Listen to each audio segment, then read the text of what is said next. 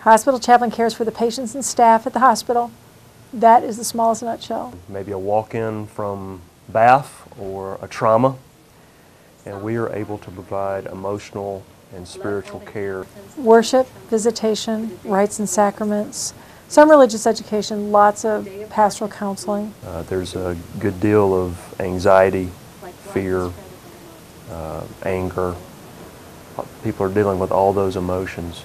We meet the critical patients in the trauma bay.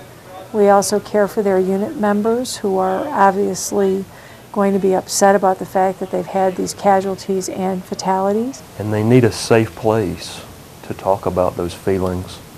They need someone to put a hand on their shoulder in a non-judgmental way. I do have the eyes and ears of most of the staff here, most of the enlisted staff. I have the perspective of the first sergeant and the command chief here. But we all are a team in caring and nurturing for the living and preparing a way for those that die. We help the commander or whoever the senior person is that's with them from their unit, let the survivors know when there's been deaths in the unit. We sometimes talk to their families. We sometimes help the ambulatory patients visit the critical patients when they come out of the OR, and we care for all the staff that have cared for them. And I can say from experience, if you walk by the chaplain's office, you see hospital personnel in their office a lot, but you also see the chaplain down here. I mean, they've come down several times asking us, do we need prayer? Is there anything they could do for us? Even if we don't worship with them at their Sunday services, they become our friends, and they know almost everybody by name in the med group. So I know that they're there. Does it make me feel better? Absolutely. It's easy to get stressed out in a constant day in, day out tempo that we have. So you have to take that second, that breath. If I had a rough day and spoken with a chaplain, I'm not embarrassed to say, yes, I've walked down because I come from a religious background, a Protestant background, and I went down there and I was able to go because it was not something I wanted to talk with my colleagues about. They were busy. I couldn't talk to my family at the time. It was kind of an isolating situation. I was able to sit down with the chaplain, an open door.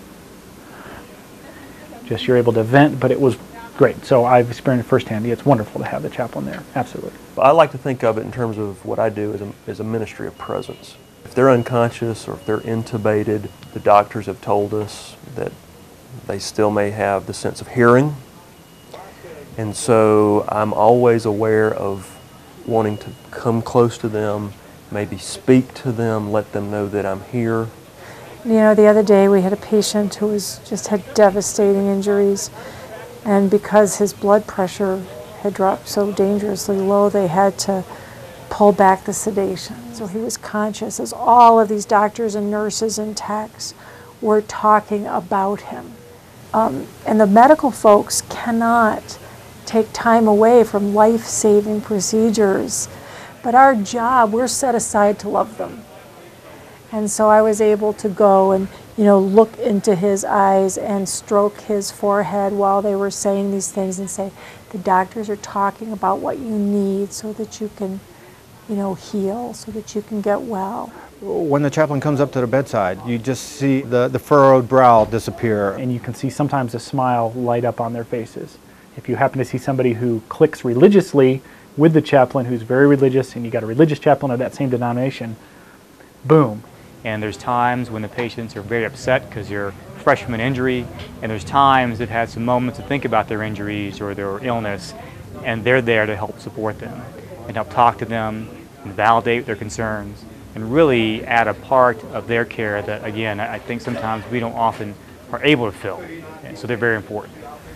I think at the end of the day, it's just being with people where they're vulnerable, where they're expressing great highs and joys or the lowest lows of despair and loneliness and sadness. That's what we're always here for, to, bind up the brokenhearted. And just being able to be present here and to be one person who can help someone toward wholeness, or to see these young men and women coming off the battlefield, 18, 19 years old, and just to be a part of the journey that maybe will take them from this place of death and injury into a place of life and recovery. So if we can help people learn to process, and I don't love that word, but I don't know a better one than process, take action